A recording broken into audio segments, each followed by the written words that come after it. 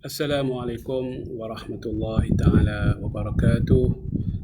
Salam sejahtera, selamat pagi kepada semua uh, tuan-tuan dan puan-puan, saudara dan saudari, anak-anak putera dan puteri di sepanjang fasa Perintah Kawalan Pergerakan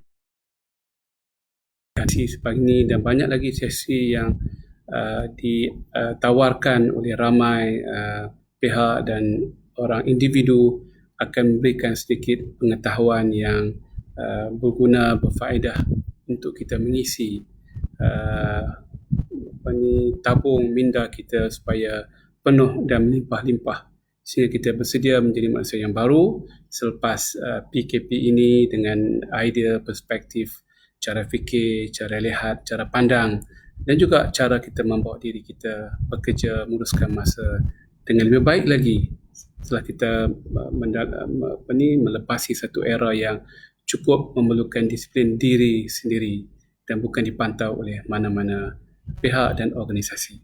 Alhamdulillah, terima kasih kepada tuan-tuan dan puan-puan, saudara dan saudari dan rakan-rakan sekalian yang sentiasa bersama saya dalam sesi ini, sesi bersama MDB melayari ilmu kewangan Islam semasa. Sesungguhnya ilmu kewangan Islam semasa ini ilmu yang cukup menarik kerana ianya berkembang. Ianya berbentuk satu teori dan juga kadang-kadang hukum yang berubah berdasarkan perubahan zaman, keadaan dan juga tempat. Disebut dalam kaedah fiqh, la yunkaru taghayyurul ahkami bi taghayyurul azminati wal amkinati, iaitu tidak dapat dinafikan keperluan perubahan pada hukum dengan sebab berlakunya satu perubahan, satu evolusi kepada tempat dan masa, ataupun dalam bahasa lain kepada fakta kes semasa. Semalam kita telah mulakan bicara kita tentang tajuk option dan juga tajuk forward dan juga future sebagai salah satu instrumen pengurusan risiko moden yang lama kelamaan menjadi semakin maju, semakin advance, sehingga dia yang menjadi satu alat pelaburan untuk mereka bukan sekadar melindungi nilai, hedging dalam bahasa yang lain, tapi juga dapat digunakan untuk membuat pendekatan pelaburan, ada untung dan rugi berdasarkan harga yang berubah daripada harga pasaran primary, pasaran utama, yang mana pasaran kedua seperti pasaran derivatif, pasaran terbitan itu dapat mengambil faedah dengan perubahan harga saham, komoditi, indeks mata wang di pasaran yang sebenar, pasaran utama. Kita dah jelaskan isu forward, future dan juga option. Jadi untuk saya mendapat banyak komen daripada rakan-rakan yang telah mendengar sesi ini semalam. Ada yang bersetuju, ada yang tidak bersetuju, ada yang berikan pandangan yang baru yang saya mungkin tidak tahu. Saya mengambil semuanya dengan rasa lapang dada dan ingin membuat kajian lagi dalam perkara-perkara yang saya tidak mengetahui dengan jelas. Ada juga yang mengatakan atau bertanya hukum-hukum tentang platform yang tertentu. Saya pun tidak ada maklumat platform yang berbagai-bagai yang ada di dunia ini, yang mungkin tuan-tuan saja yang tahu, yang telah buat kajian, yang telah buat due diligence. Cuma saya nak rumuskan perbincangan tentang option semalam itu supaya ada clarity, ada kejelasan yang jelas untuk pada saya dan juga kepada tuan-tuan dan puan-puan. Dan kalau ada perubahan fakta yang baru, kita boleh berubah dari segi hukum dari masa ke semasa. Jadi option yang saya kata adalah harus dalam konteks Malaysia, dinamakan di Malaysia sebagai waran atau TSR yang dikeluarkan oleh syarikat tersenarai tertentu untuk mendapatkan kecairan dari segi premium option atau waran yang dijual itu, dan juga memberikan hak dan bukan obligasi kepada pemegang option, call option, untuk mereka menukar ataupun membeli saham yang diapungkan tersebut berdasarkan tempoh masa yang dibenarkan dalam waran tersebut. Kalau mereka ingin membeli dan membayar harga saham tersebut dengan harga yang telah ditetapkan awal-awal lagi, iaitu the strike price. Itulah kaedah hedging, iaitu tetapkan harga, lock in the price, dan berikan hak dan right kepada pemegang-pemegang option ataupun dalam bahasa Malaysia waran.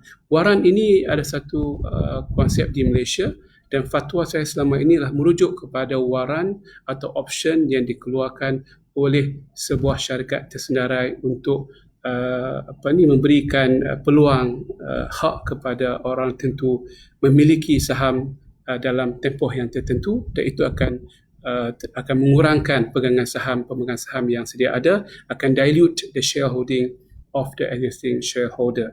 Dalam masa yang sama, mereka juga mendapat kecairan dari segi harga premium yang disumbang oleh pemegang option dan waran. Jadi kena faham, fatwa saya mengatakan boleh dengan syarat saham induk terpatusan dalam konteks Malaysia dikeluarkan oleh syarikat-syarikat yang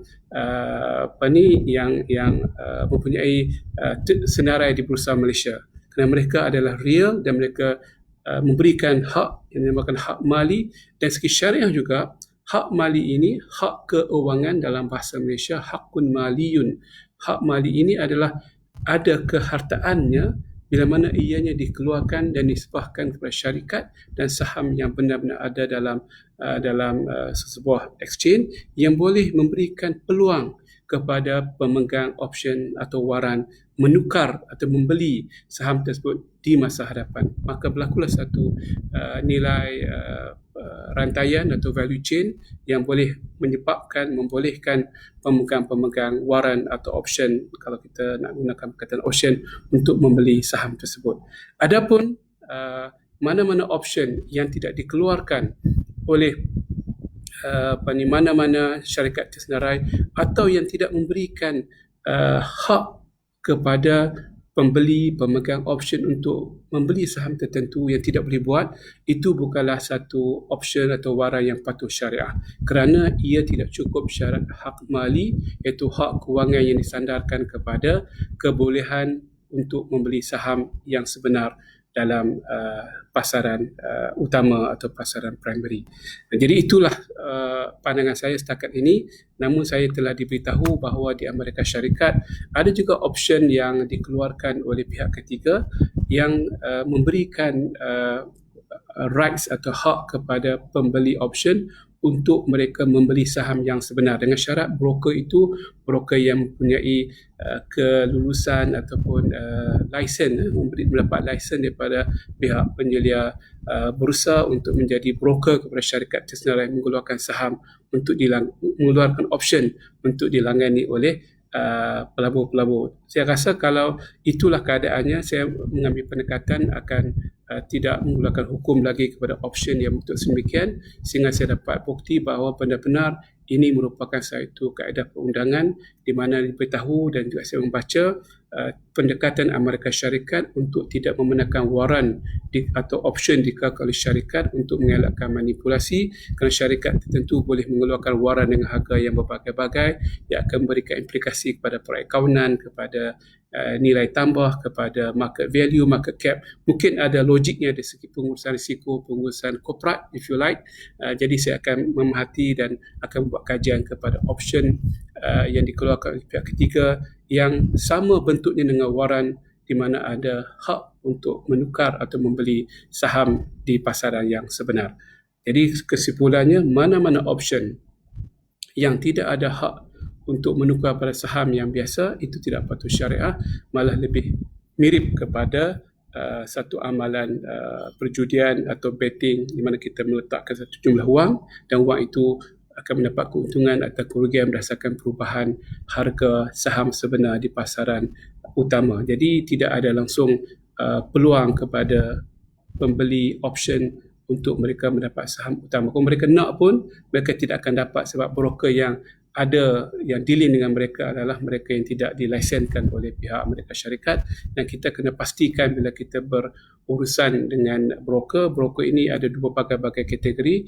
Ini bukan kepakaran saya kena buat kajian lagi, mungkin melihat siapakah broker yang dianggap qualified untuk bertindak sebagai wakil kepada saham syarikat tersenarai, atau hanya mereka third party, independent third party yang melakukan urusan dipanggil option writer, penulis kepada option untuk melakukan jual beli dalam pasaran tanpa ada hubung langsung dengan syarikat tersenarai di mana-mana bursa di Malaysia. Jadi mudah-mudahan tuan-tuan dan puan-puan itu kesimpulan saya, dan kalau tuan-tuan dan puan-puan mungkin tidak bersetuju dengan pandangan, tidak mengapa, ini adalah bidang ijtihad yang berubah, yang merupakan dinamik. Tanyalah kepada orang yang lebih pandai, orang yang mengetahui hukum hakam untuk mendapatkan pencerahan dan mungkin pandangan yang kedua.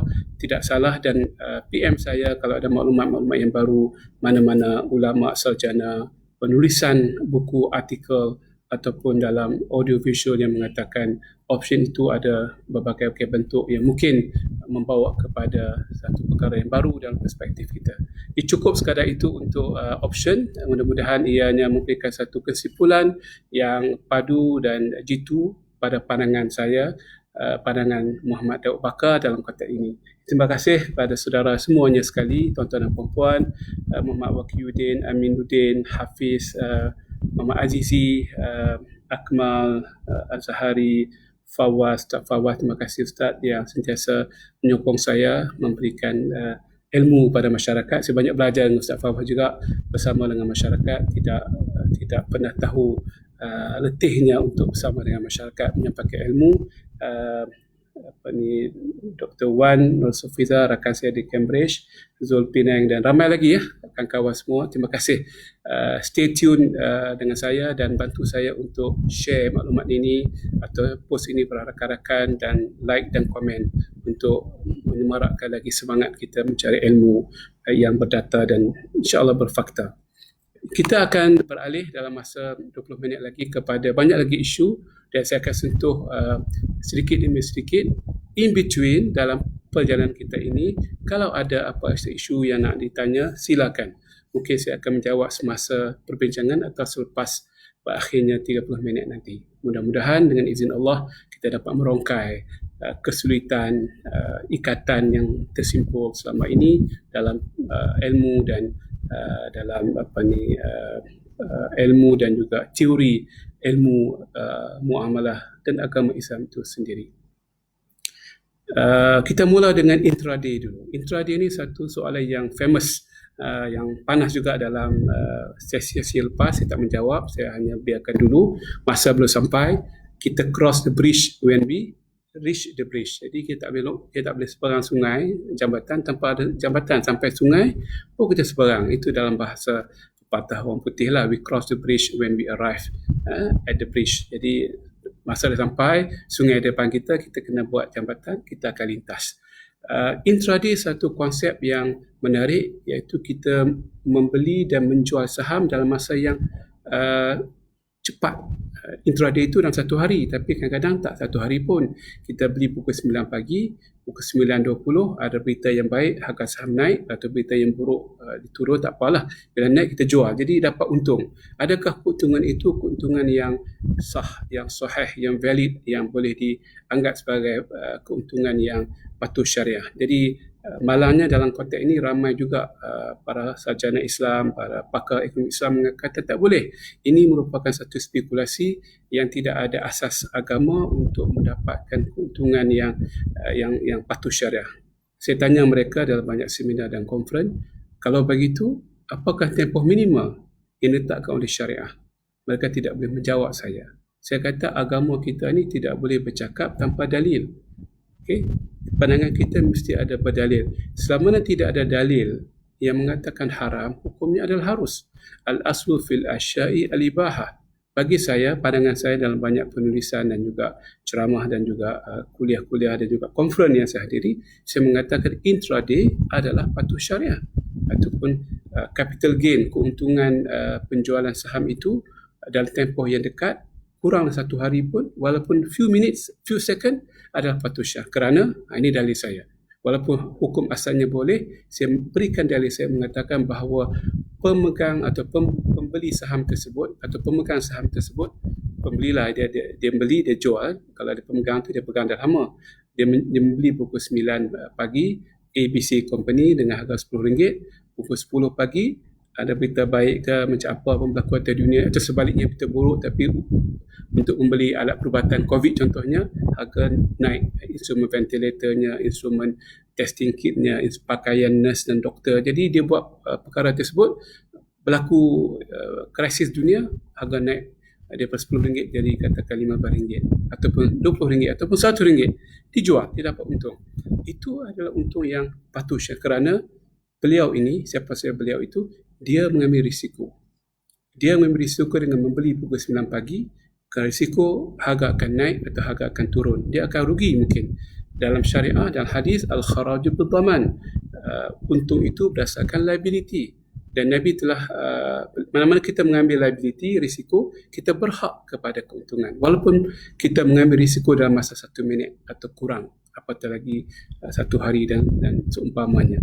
Dalam hadis yang lain yang menarik, Nabi SAW mengatakan, nahan Nabi SAW, ada 4 perkara yang diharam. Antara yang keempat itu, ar-ribhin ma lam yadman, daripada keuntungan yang kita dapati selama mana tidak diberikan tanggungan risiko dan liability. Dalam konteks ini, hamba Allah ini yang telah membeli pukul 9 pagi ini, dia telah memberi risiko. Dia bersedia dengan risiko pasaran, dia bersedia dengan risiko mata wang, risiko politik, dan kebetulan ataupun fakta yang berlaku menyebabkan saham yang dibeli itu saham yang digemari oleh masyarakat pelabur dan telah menolak harga ke atas, dan dia telah menjual, mendapat untung RM5, RM10 satu unit saham contohnya. Ini satu keuntungan yang sah dimiliki. Ini pandangan saya sejak 20 tahun yang lepas, walaupun saya berhadapan dengan taufan dan ombak mereka yang tak bersetuju. Mereka mengatakan, kebanyakan fatwa yang tak bersetuju mengatakan ini pandangan yang berbentuk emosi, yang berbentuk intuitif, yang berbentuk psyche di kalangan para ulama. Jadi ulama pun ada juga psyche yang tertentu, kecenderungan diri tersendiri yang mengatasi kaedah fiqh. Jadi saya rasa tidak boleh kita meletakkan emosi kita lebih daripada kaedah fiqh yang ada dalam agama kita. Buku yang lama saya dah tulis tapi tak siap-siap lagi, menarik.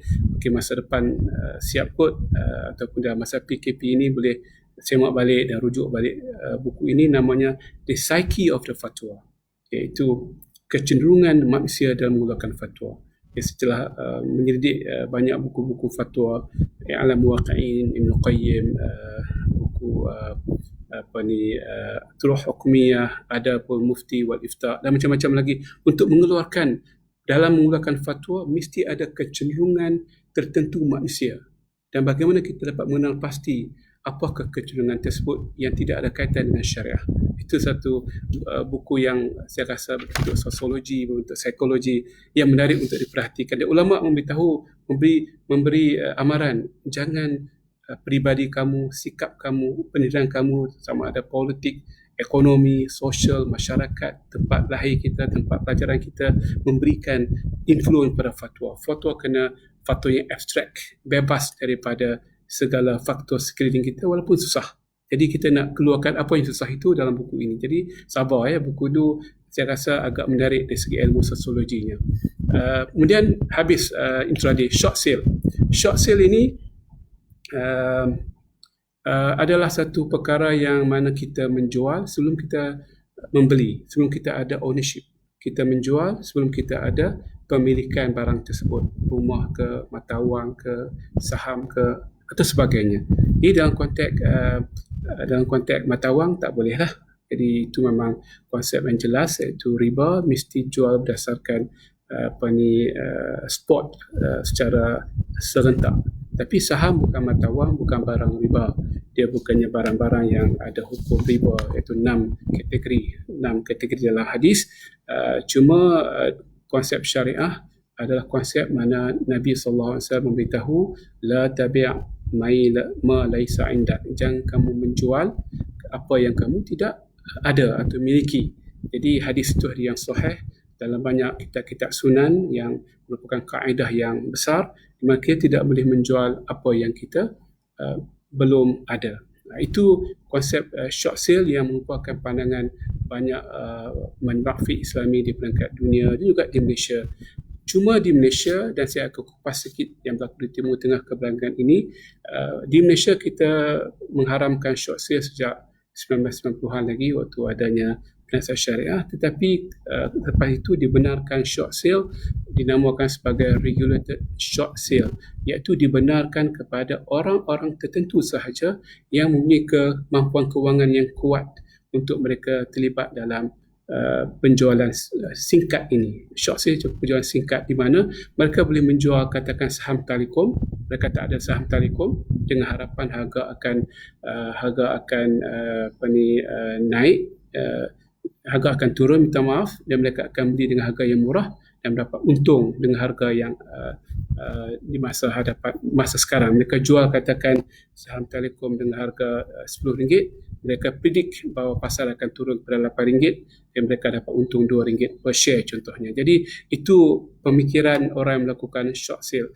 Mereka tidak boleh jual melainkan mereka diizinkan dengan jelas oleh pihak Suruhanjaya Security dan juga mungkin Bursa Malaysia. Jadi itu fatwa yang ada di Malaysia. Jadi tuan-tuan bertanya, Dr. Daud tadi baca hadis kata tak boleh jual apa yang kamu tak ada, la tabi' ma laisa indak. Kenapa pula SC dan juga mungkin pandangan Dr. Daud sendiri kata boleh jual barang yang tidak ada dalam pemilikan? Ini satu perkara yang menarik kerana Ibn Taymiyah dan juga Ibn Qayyim dalam Nazariyatul Aqad dan juga dalam Majmu' Fatawa menjelaskan bahawa dalam agama ini pandangan yang agak dalam sikit. Kalau kita makan burger tu yang simple harganya begini, tapi kalau Burger King dia lebih premium, jadi dia lebih padat, lebih ada banyak cheese. Itu kat syariah ada hukum yang biasa-biasa, ada hukum yang memerlukan satu penelitian yang lebih dalam lagi. Jadi Ibn Taymiyah telah jumpa teori bahawa dalam agama kita terdapat dua kaedah. Ada kaedah mengatakan tidak boleh jual barang yang kamu tak ada. Itu merupakan satu kaedah yang autentik, yang asal. Ada juga kaedah dalam agama kita disebut dalam kitab Nazariyatul Aqad yang membenarkan menjual barang yang tak ada. Dan itu juga merupakan aslun, merupakan kaedah. Dalam agama kita, kata beliau, dan dirumuskan oleh Ibn Qayyim dalam banyak penulisan beliau, bahawa dalam agama kita ada dua kaedah yang sama sahnya, yang sama patuhnya, iaitu kaedah membenarkan penjualan yang tidak dimiliki sebelum kita miliki. Ada juga kaedah membenarkan yang tidak boleh jual melainkan kita miliki. Misalnya dia kata jual beli biasa mesti ada barang, nasi ayam, beli rumah sebagainya, beli perkakas. Tapi ada juga yang belum ada. Kita beli rumah dalam pembinaan, malah kita dah beli rumah dalam plan, kita pergi tempat pelancaran rumah tak ada lagi, dia ada plan, lebih kharitah, peta sahaja, kita dah beli unit 1034, kita dah bayar duit down payment 10%, dan kita masuk SMP dengan 10% punya perjanjian. Itu apa kaedahnya? Kita namalah istisna, kita namalah macam-macam salam sebagainya. Tapi itu perkara kedua. Perkara yang pertama, Islam juga membenarkan kita menjual perkara yang tidak dimiliki dengan kaedah-kaedah yang tertentu. Iaitu kata Ibn Taymiyah dan Ibn Qayyim, menarik ya, orang baca tapi tak faham mungkin, dengan syarat kebolehan penjual menyerahkan barang tersebut bila sampai masanya. Jadi dia punya syaratnya kebolehan menyerahkan barang tersebut. Sebab itu bagi saya dalam peringkat di Suruhanjaya Security Malaysia, kita bincang panjang lebar dan kita pakai pandangan tersebut. Kita benarkan kepada mereka yang ada kemampuan untuk membeli saham tersebut, walaupun saham tersebut tak turun, dia naik, harga dah meningkat. Kalau orang biasa mati, bankrupt.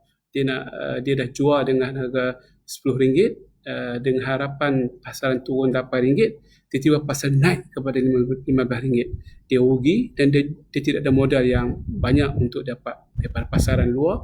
Dia terpaksa membeli dengan harga RM15 untuk menyerahkan kepada pembeli dengan RM10. Jadi dia akan kacau pasaran, dia akan menyebabkan pasaran tak stabil. Jadi tak boleh berdasarkan undang-undang negara, tetapi Suruhanjaya Security membenarkan untuk kecairan pasaran, membenarkan mereka yang ada kekuatan, ada muscle, balance sheet yang kuat untuk mereka terlibat dalam mencairkan pasaran menjadi penjual-penjual singkat dalam pasaran. Jadi tuan-tuan dan puan-puan, saya tak kata pandangan Malaysia lebih baik pada pandangan Timur Tengah atau pandangan yang lain, tapi itulah hujah-hujah yang ada dalam pasaran. Dan saya terlibat dalam banyak fatwa-fatwa di Timur Tengah. Ada juga yang membenarkan tapi tak diwawarkan kalau kita baca hash fund yang telah dilancarkan di Dubai. Saya juga terlibat dengan Syekh Yusuf Dol Lorenzo daripada Amerika Syarikat dan Syekh Nizam Yaqubi di Bahrain, di mana Syekh Yusuf telah buat satu white paper. Boleh download white paper beliau tentang konsep of short sale dan juga hash fund, di mana hash fund juga selalunya akan menggunakan pendekatan short and long. Kita akan bincang nantilah hedge fund, kita akan bincang masa depan. Mungkin bila kita dah cover semua prinsip-prinsip muamalah, kita akan bincang hedge fund, fund yang berbentuk hedging berdasarkan pendekatan long and short. Satu pendekatan jualan singkat, satu pendekatan jualan biasa, jualan panjang yang kita beli dengan cash, kita ada saham dan kita bayar serta-merta. Tapi satu lagi, kita tak ada saham, kita jual dulu, kemudian kita beli di pasaran bila sampai masa untuk kita serahkan dalam 2-3 hari selepas itu. Jadi ini banyak ditulis dari Syekh Yusuf Dol Lorenzo, ulama yang terkenal di kalangan few ulama yang top di dunia. Ada white paper yang panjang 40 muka surat tentang kenapa hedge fund berdasarkan long and short ni dibenarkan. Jadi kita berhenti setakat itu, iaitu konsep short sale. Jadi hopefully jelas kepada tuan-tuan dan puan-puan. Jadi saya sentuh lagi mungkin 2 perkara. Saya rasa kena sambung bahagian ketiga kot. Tak habis lagi ni, forward tak habis lagi, CFD belum masuk lagi, teori pengusaha risiko belum masuk lagi. We don't rush. I mean, we take our time. Kita pun cuti kan.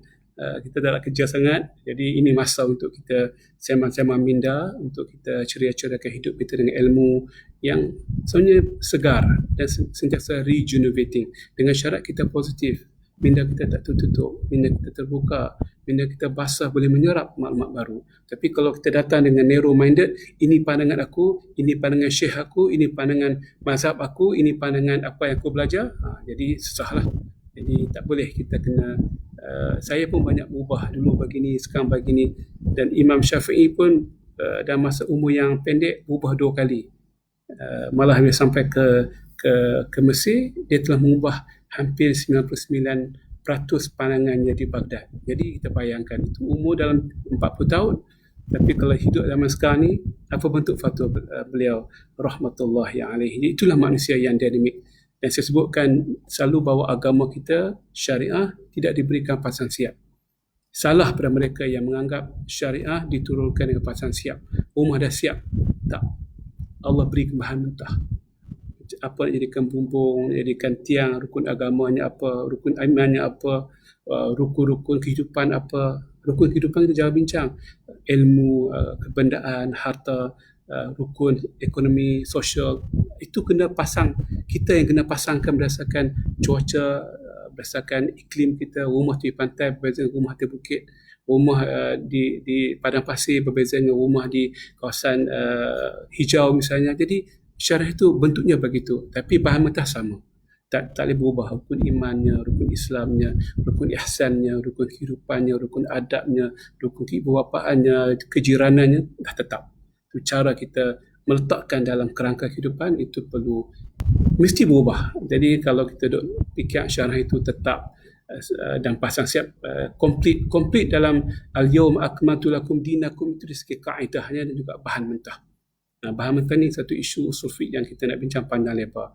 Ramai ulama bincang ke usul fiqh dari segi bahan mentah. Usul fiqh adalah bahan mentah. Kita nak guna bahan mentah Quran Sunnah, itu bahan mentah yang sentiasa ancar sampai bila-bila.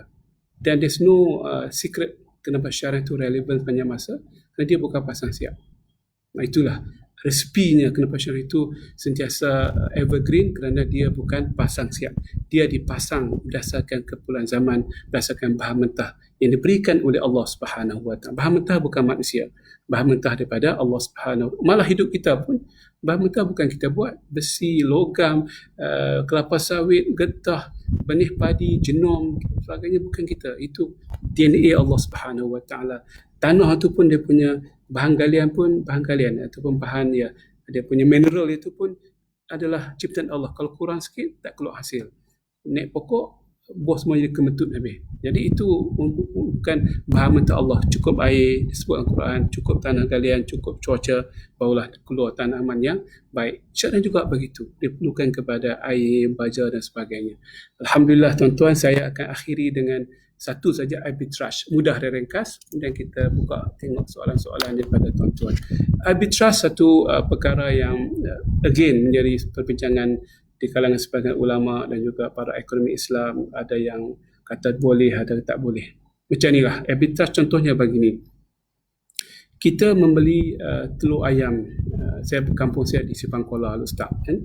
Kita beli telur ayam, telur itik di Simpang 4, di Kangkung, jauh di Kok Diang ke kampung, kan, dengan harga sebiji 10 sen atau sekupang dalam bahasa Kedah.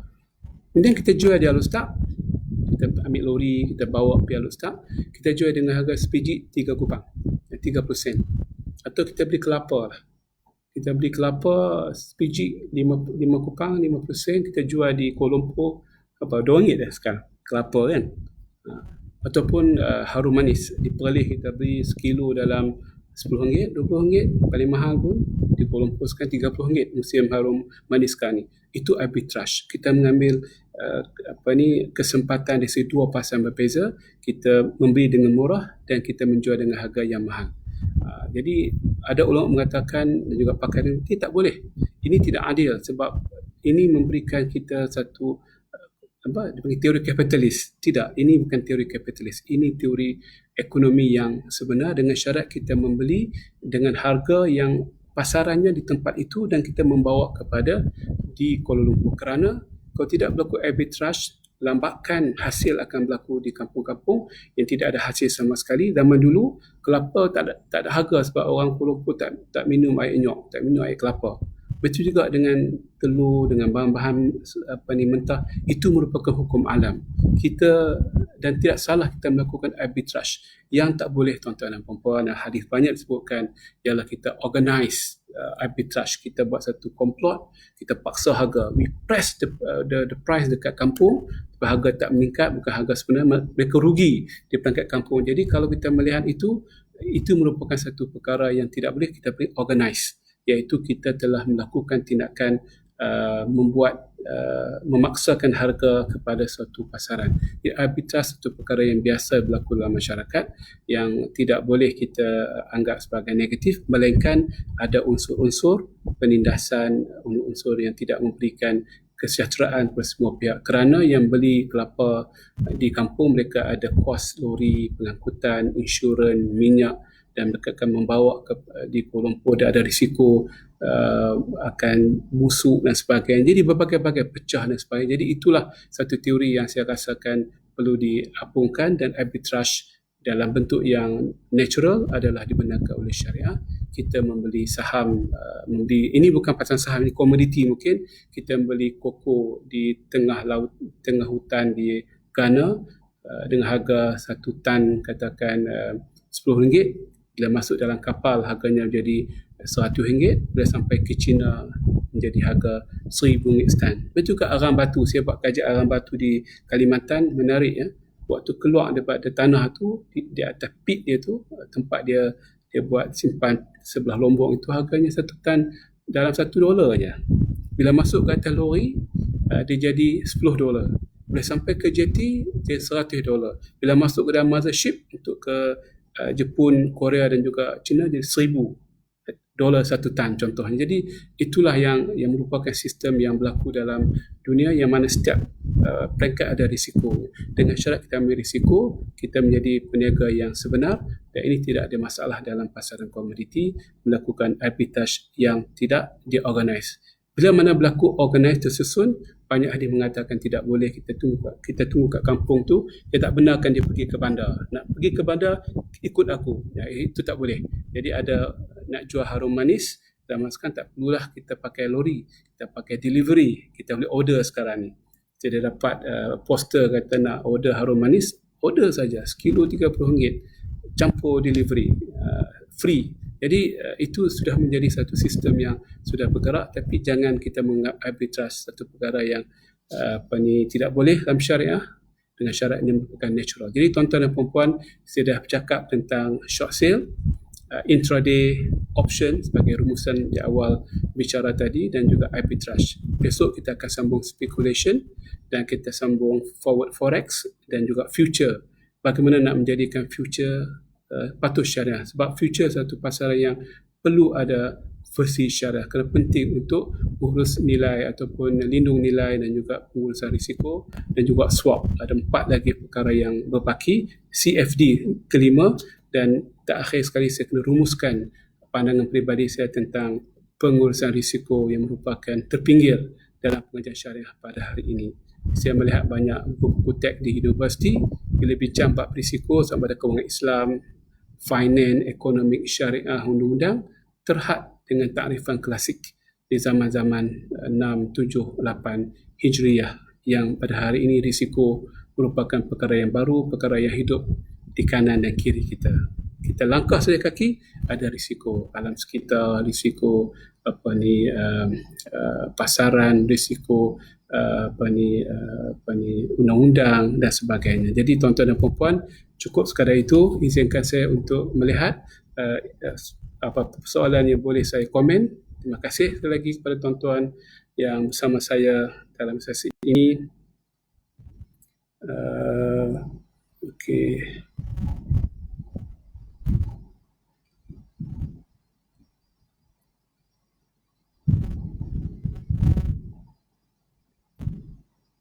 Ada tentang mudharabah, adakah satu konsep yang diuji dengan sebenarnya berdasarkan kerugian COVID-19 di mana pembayar bank dan juga pelanggan ataupun operator bisnes akan berkongsi untung dan rugi. Sebenarnya dalam buku saya sebut dengan jelas dan juga dengan berani dan lantang bahawa risiko ini bukannya isu syariah. Risiko adalah kemanusiaan dan tidak boleh kita paksakan hukum syariah kepada hukum yang berbentuk kemanusiaan. Nak ambil risiko, tak ambil risiko, nak bagi risiko, tak nak bagi risiko, itu bukan isu syariah. Syariah tidak pernah mewajibkan dan memaksa kita kena mudharabah, kena murabahah, kena hutang, kena perkongsian untung dan rugi. Tidak. Berdasarkan kebolehan dan kemampuan manusia untuk menilai risiko dan memberi risiko. Jadi tak bolehlah kita kata mudharabah lah yang paling adil, murabahah lah yang paling adil. Tidak. Berdasarkan dipanggil risiko appetite kepada bank dan juga kepada pelanggan tersebut. Kalau bank merasai yakin dengan pelanggan tersebut dari segi kemampuan kewangan, pengurusan due diligence, silakan. Sebab ada risiko yang besar pada bank. Bila ada rugi, sebab bank akan menggunakan wang pendepositor. Kita kena faham bank ini bukan bank wang dia, bukan wang bank. Adalah shareholders fund tu, iaitu modal berbayar pemegang saham, tapi tak banyak. Tak sampai 10%, 20% dengan jumlah aset yang dalam bank adalah disumbang oleh pendepositor. Jadi wang itu wang rakyat yang ataupun penyimpan yang perlu jaga dengan baik, yang tidak boleh mengambil risiko yang berlebih-lebihan. Jadi saya tak menjawab direct, saya katakan ini terserah kepada komiti risk committee bank dan juga asset liability, komiti asset liability dia panggil asset liability dia panggil jawatan kuasa untuk melihat risiko matching antara asset dan juga liability bank, yang mereka lah dua komiti ni yang akan kata boleh tak boleh murabahah ke, ijarah ke, mudharabah, musyarakah dan seumpamanya. Alhamdulillah, kita rasa kita dah cover isu ni. Banyak lagi isu yang ditanya tapi tak ada kaitan dengan isu hedging ataupun derivatif. Minta maaf. Mudah-mudahan kita teruskan lagi ilmu kita ini. Saya tidaklah mengatakan ilmu saya ni sempurna. Ada yang masih kurang sana dan sini, masih mencari, memikir, membaca. Sampai mati pun ilmu dia tidak akan sempurna. Malah disebut oleh para ulama, ramai saya jumpa ulama besar di Morocco, di Tunis, di Timur Tengah mengatakan bila kita dibangunkan di hari akhirat pun kita nak tafsir Al-Quran, ada lagi yang belum ditafsirkan. Jadi menunjukkan ilmu itu tidak habis dan tidak mati. Jadi teruskan pencarian, penggalian dan juga pemikiran ilmu. Jadi seorang pemikir, bukan seorang penghafal ilmu. Mudah-mudahan tuan-tuan dan puan-puan, kita berjumpa lagi besok, mungkin bahagian ketiga. Kalau tak habis, kita bagi bahagian keempat kepada derivatif pasaran saham yang patuh syariah di Malaysia dan juga di luar negara. Terima kasih. Assalamualaikum warahmatullahi taala wabarakatuh.